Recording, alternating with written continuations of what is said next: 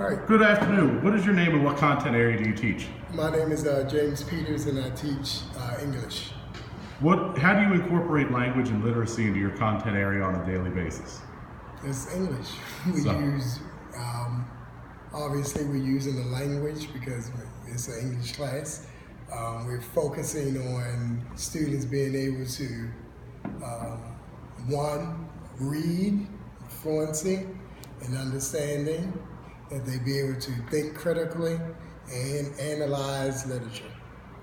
Okay. So what sort of pre-existing knowledge are students expected to have in your content area before they come into your class? We hope that they are at least on grade level. Oftentimes they are not.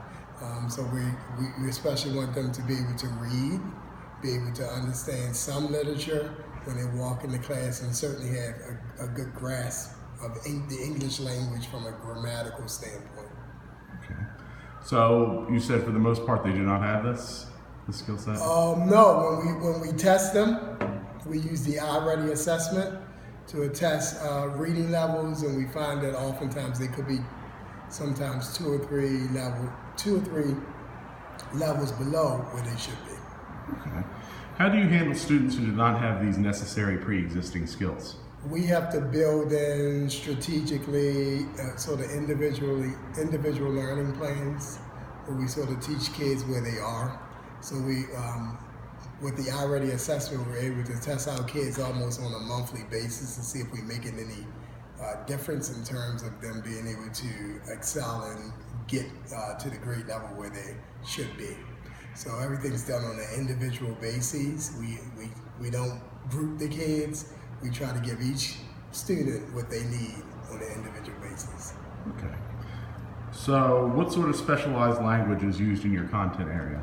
Specialized language? Yes. So like jargon or any kind of special terms that are specific to an English classroom?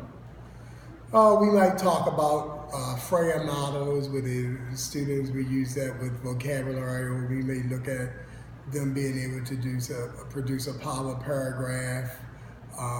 We look at diagramming, making sure they can do that, dialectical journals, those type of tools.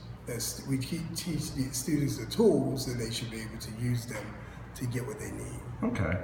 So any kind of special terms that are specific to English in terms of vocabulary words, things that you'd only hear in an English classroom?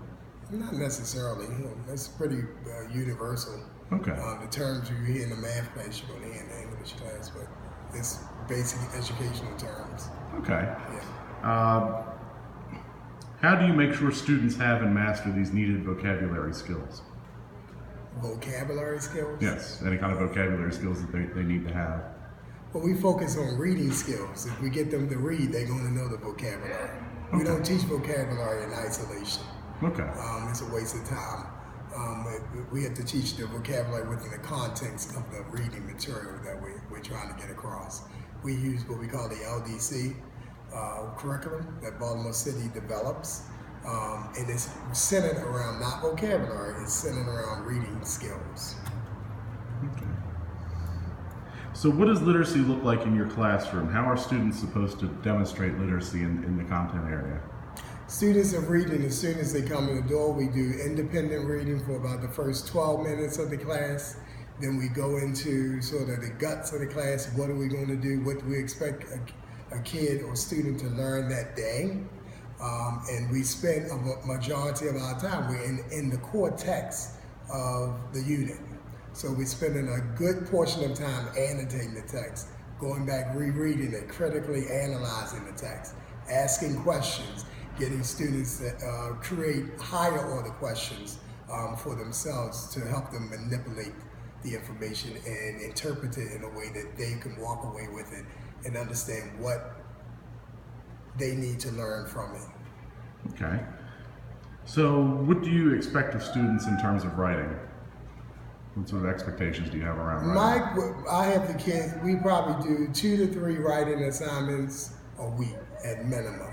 But we are writing every day, absolutely, in class, because I know that the more students write, the better they're going to become at writing. Also, it's going to help me to see what they're thinking about and what changes I need to make in the class the following day to make sure they master the content.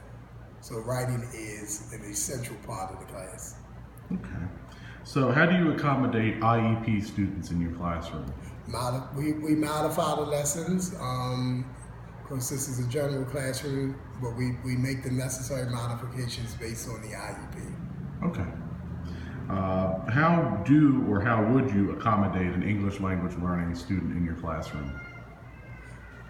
For example, I use the document camera often because we have several students who have IEPs that they need to see words bigger on the page. So I do that for everybody.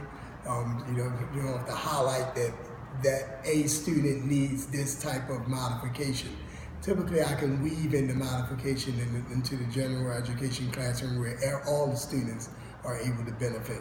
In some isolated cases, I might be producing a graphic organizer for a student that will help them master content more so than a regular student who doesn't need that additional support. Or it might be working with a student one-on-one, depending on what the content that needs to be mastered and what their individual needs are. Okay, and you'd use those strategies for students just learning the English language, like a native Spanish speaker or something like that? We would use them because, I mean, you talk about English as a second language student. We don't have any here at Vivian T, or at least I haven't come across one. But we would use those same sort of skills to help them master the language. So that one-on-one attention, scaffolding information for them, conferencing with them, making sure that they understand what it is our expectations are as a teacher. Okay. And what do you believe is the most effective way to support a struggling student in understanding your content area? I think first and foremost, we need to listen to the student and their concerns and hear what they have to say in terms of what's sort of the barrier from them being able to master the content. Oftentimes, you don't want to be quick or second guess in your judgment in terms of what needs to be done with the kid. So I'm going to conference with that student first, and we're going to have a conversation. Hopefully the parent is involved in that conversation so we can build a plan of execution that will help the student get what he or she needs in the classroom. Okay. What do you believe is the most effective way to support a struggling student in improving their skills with the English language? So, for example, somebody who's learning the language or somebody that's really far behind. If they're really far behind, the best way they're going to learn the language is to immerse them into the language itself. Get them to speak, get them to read. Of course, you're going to have some scaffolding done. They're going to need some supports. But the best way to learn it is to get them reading the language and listening to the language and accessing it. Great. So what does the Common Core expect you to do with literacy in English currently? We expect the Common Core, the overall expectation is that these students walk out at grade level, that they are able to think critically, that they are able to analyze literature, that they are able to go into a text and pull out textual evidence to support their opinions, and overall that they become better writers, better thinkers. Okay. Well, thank you so much for your time. Thank you.